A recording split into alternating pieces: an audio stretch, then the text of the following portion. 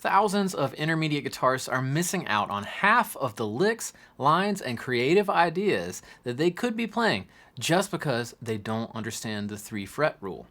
I've seen it happen over and over in hundreds of lessons. The moment a player grasps this simple little concept, their phrasing explodes. Their solos sound more connected, and suddenly they're not just noodling. They're actually saying something with their playing. In this lesson, I'll show you exactly how to apply the 3-fret rule so that you can start unlocking more musical, meaningful solos fast.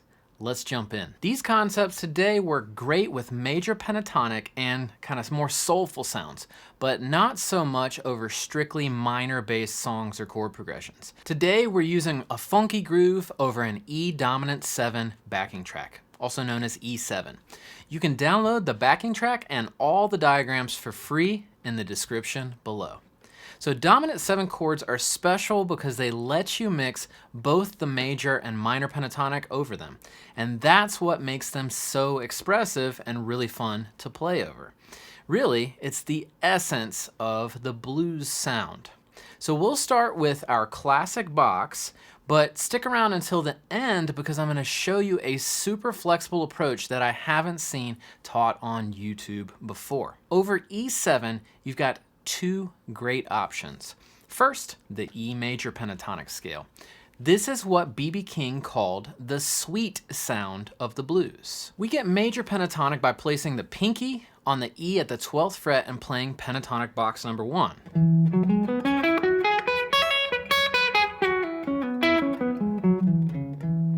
And then there's E minor pentatonic. This gives you more of that gritty, rootsy blues sound that you hear from players like Albert King and Stevie Ray Vaughan. And we get that by placing our index finger on the 12th fret E and playing our box 1. So pinky finger is major pentatonic and index finger is minor pentatonic. Now, these boxes are just 3 frets apart. Now let me show you the 3-fret rule in action.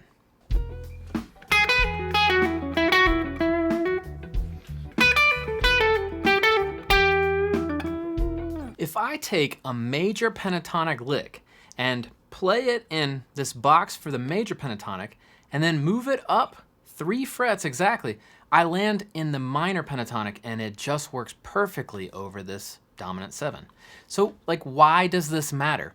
Well, this lets you create a call and response effect in your playing. One of the biggest issues that I hear from intermediate guitarists is that they abandon every single lick that they play, just jumping from one idea to the next without any real connection. And that makes solos sound random and forgettable instead of musical and kind of engaging. So step 1 is to try and play a major pentatonic lick and then copy and paste it into minor pentatonic, the exact same phrase, just shifted up 3 frets towards the body of the guitar. Now, you can also mix it up a little bit even.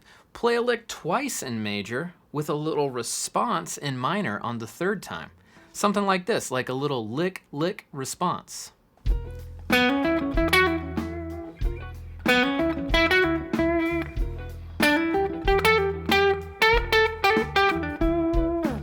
Let's take this further by adding in the blue notes to both scales. So both the major pentatonic and the minor pentatonic scales have blue notes. And the best part is that they happen in the same spots within the scale. So the major pentatonic blue note is the flat 3.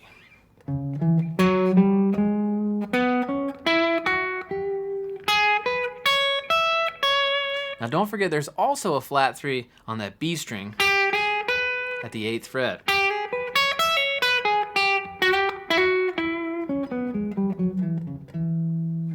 The minor pentatonic blue note is the flat 5. It's the same location, but it's in the minor pentatonic, so you'll find them here. Don't forget that B string.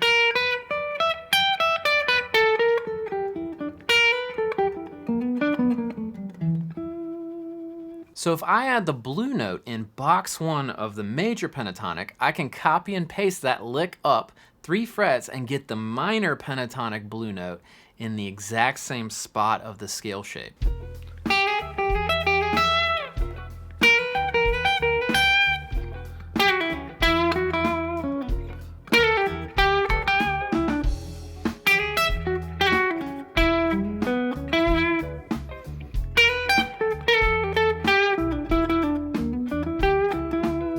Make sure to download the backing track and try this out in your playing and see how much more connected your solos start to sound. Now the classic box is great, but if you know me, you know that I am a die-hard Diagonal Pentatonic fan.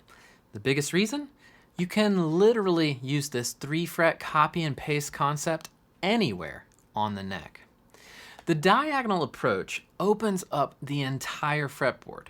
But before I show you my absolute favorite way to use this 3-fret rule, I wanted to share with you the sponsor of the video today. If you're loving this lesson and you want to take your pentatonic playing to the next level, check out my full Diagonal Pentatonic method.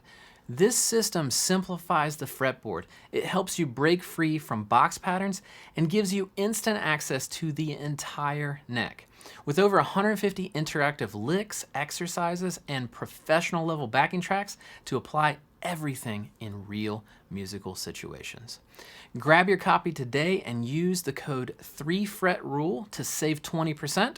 The link is down in the description below. Let's see how the 3-fret rule works inside of the Diagonal Pentatonic.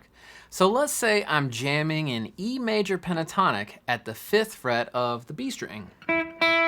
So that's an E, right? So I'll play a 3-2 pattern for the major pentatonic.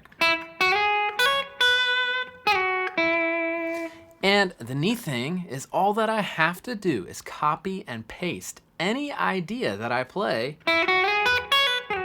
in those notes and paste them up 3 frets and I get it in the E minor diagonal pentatonic.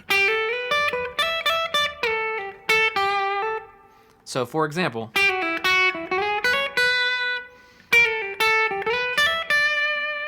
it is really modular and easy to move around. Let's try another spot. So maybe the 7th fret on the A string, that's an E. Same idea, 3-2 pattern, we'll play a lick.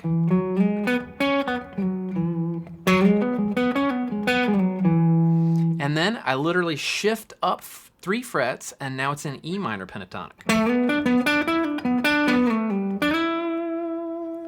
But here's where it gets really just a whole lot better. The biggest advantage of the diagonal pentatonic is that the intervals stay consistent across the patterns. That means that the blue notes will always be in the exact same spots, no matter where you play. So here are the blue notes in the diagonal. I'll go back to that 5th fret of the B string.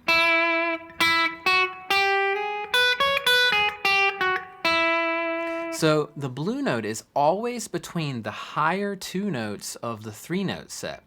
And this is a huge upgrade from the classic box shapes because I have rarely met an intermediate guitarist who knows their blue notes in all 5 pentatonic boxes. Really, most people just know them in box 1. But with the diagonal system, it's easy. The blue note is always between the higher 2 notes of the 3-note set. And the beautiful thing is this works the same way in both the major and the minor pentatonic. So if I copy that lick,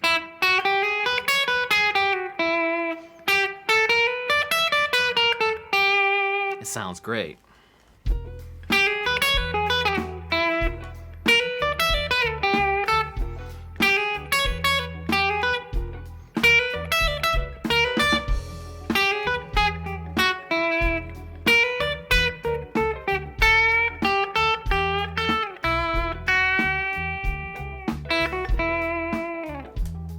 So this really means that you can copy and paste licks all over the neck effortlessly, opening up really endless soloing possibilities. Now that you've learned how the 3-fret rule can expand and deepen your phrasing, make sure to watch this video next in order to learn how to play changes without chasing chords all across the fretboard and ruining your flow.